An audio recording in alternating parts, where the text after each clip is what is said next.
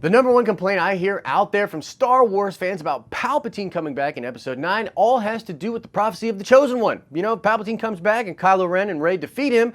Anakin didn't, and that undoes the Chosen One prophecy. Well, strap in, Star Wars fans. I'm going to speculate about several different ways in which the prophecy can still be completed in Episode 9. We do it for the fans. Today's shout out goes to Keith Surig. Indeed, the Chance Cube was the name of the die that Watto uses in The Phantom Menace. Make sure you stay to the end of this video where we will ask another nerd card question. What's up, everybody? Happy Star Wars Sunday to you. I'm Josh, and of course, I'm excited to do this video and talk to you guys about how I think this could actually work. I've seen a lot of people talk about this in the comment section. They're like, yo, what about the Chosen One prophecy? If Palpatine comes back, and if some of the leaks are true, it means they're going to defeat Palpatine. Anakin's gonna get the shaft. I thought he was the Chosen One. I'm gonna totally explain several different ways in which this could actually still all work out. But first, a word to the inevitable people that will come into the comment section and call me a Disney apologist. And for real, bring it in. I wanna talk directly to you people. Shut your f***ing mouths. You can't apologize for something that hasn't even happened yet.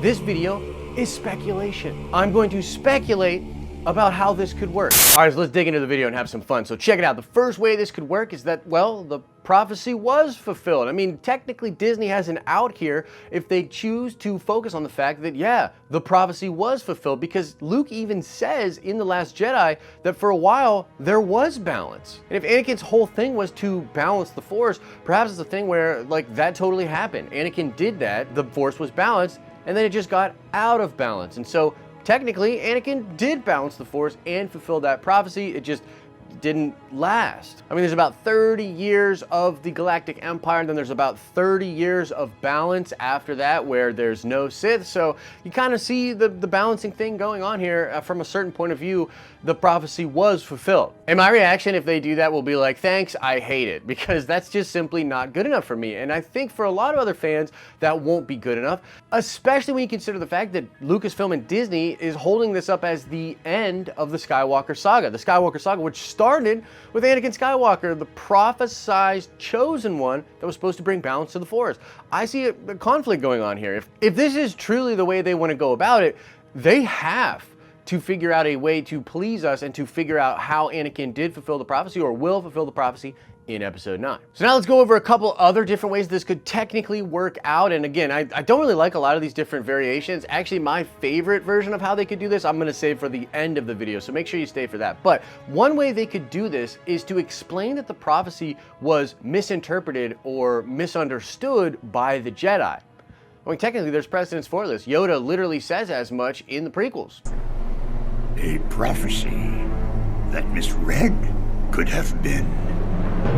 I mean, a simple reading as to how this could actually work out would be that perhaps the Chosen One is actually a chosen bloodline. Perhaps there's a chosen family, a chosen lineage that indeed would bring balance to the Force, and this would be the Skywalker lineage. I mean, that's kind of cool. I could see them maybe uncovering this fact and that kind of explaining it all. That would actually make sense, but again, not something I'd be a big fan of. The next way, and this actually would be kind of cool, but the next way they could do this is if we find out that the prophecy of the Chosen One was actually created by the Sith, maybe even created by Plagueis or Sidious himself.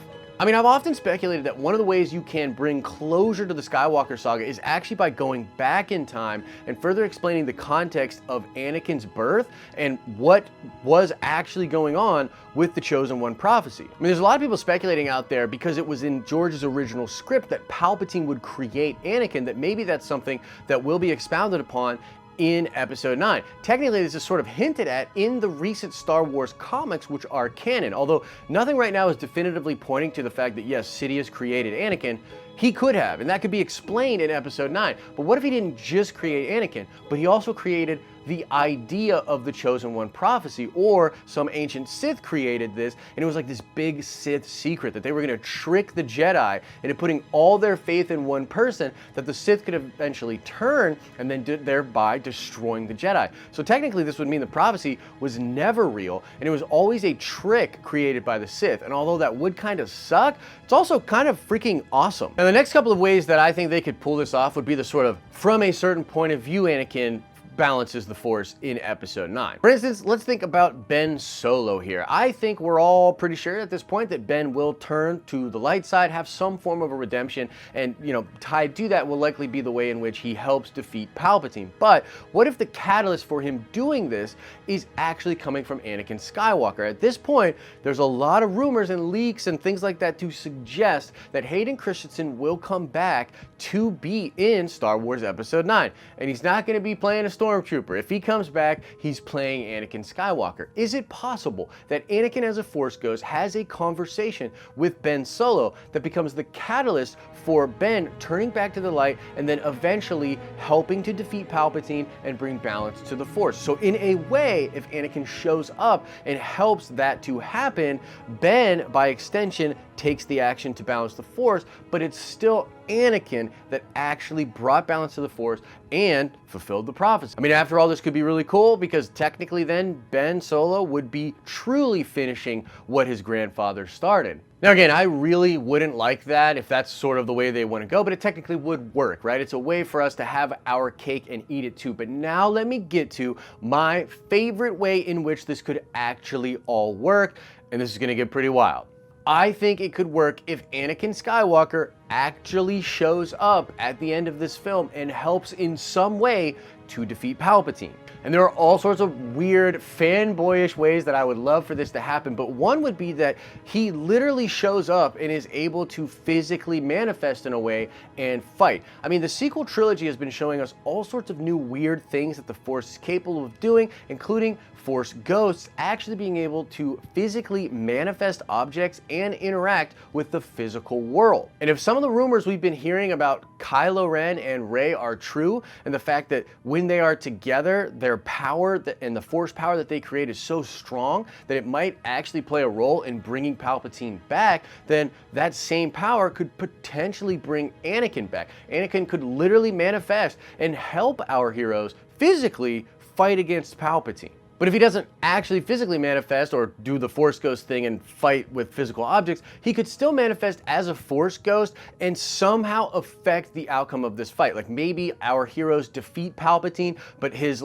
immortal soul goes to escape and get into another vessel, and Anakin shows up as a Force Ghost and somehow seals him in the nether, utilizing his chosen one powers in some way or form to actually defeat Palpatine in that moment. Or I guess more correctly, to prevent Palpatine from ever coming back, thus fulfilling the prophecy. Anakin could technically possess one of our heroes, be it Ben Solo or Rey, or perhaps just give them power, I'm thinking Dragon Ball again, sort of, giving the energy to these characters to make them even stronger. That could be really interesting, and technically a way by which Anakin still fulfills the prophecy, being the catalyst that brings balance to the Force. Now, the obvious issues with this is that, first of all, it's just way too wild, right? This is just some crazy stuff, but I will say, even bringing Palpatine back in general is pretty freaking wild. So almost anything's on the table in my opinion. But the real reason this probably won't happen is because JJ will likely not want to steal the thunder of the sequel trilogy heroes. He doesn't want to steal the thunder of Kylo Ren and Rey by just introducing Anakin at the end and then Anakin gets to the W. And as much as fans might absolutely love that, and I would absolutely love it, it's probably not going to happen because they just don't want to do that. However, there's a way that they could do it where it doesn't exactly steal the thunder, and yet he is an important part of what actually brings balance to the Force. So I don't know, it's kind of hopeful that maybe that would happen. Either way, guys, I think in general the discussions out there online about how Palpatine coming back just breaks the Chosen One prophecy are premature. We have no idea how this film is actually going to play out, and until we do, we can't really make that judgment call. We can speculate about it, but again, if it happens and it does break it and it doesn't work for me personally, I'll speak honestly about that after I see the film, right? Then we can have discussions about who is being an apologist for what or whatever. Those are fair discussions at that time. But until then, all we can do is speculate. And I hope at the very least this video helped you to maybe have some examples in your brain of how it could work, how technically they could fight against Palpatine and it didn't hurt the prophecy that Palpatine either survived or comes back. So I don't know, this at the very least is just to get the conversation going, because I've seen this pop up in the comment section and in the live streams that we do quite a bit. People are really interested in, like, how could this work? How could they do this in a way that doesn't break Anakin's prophecy chosen one status? So what do you think about this? Do you agree with some of these different ways? Is there another way you think this could happen? Please let me know in the comment section below. But in general, I'm really interested in what people think about this, so let's have a conversation. And now I want to check the nerd card before we get out of here, and I want to do a deep dive, man. A lot of the time we throw a lot of softballs at people. We're going deep on this one. This is a hardcore question. I want to know, what is the name of the character that in A New Hope turns down Kenobi's offer when first trying to find a ship, but also introduces Obi-Wan to Chewbacca and then to Han Solo? Yeah, what character was that? I know it's a deep dive, man. It's a deep cut. Answer that question in the comment section below. As I always say, I hope you're having an awesome and a nerdy day, and I'll see you in the next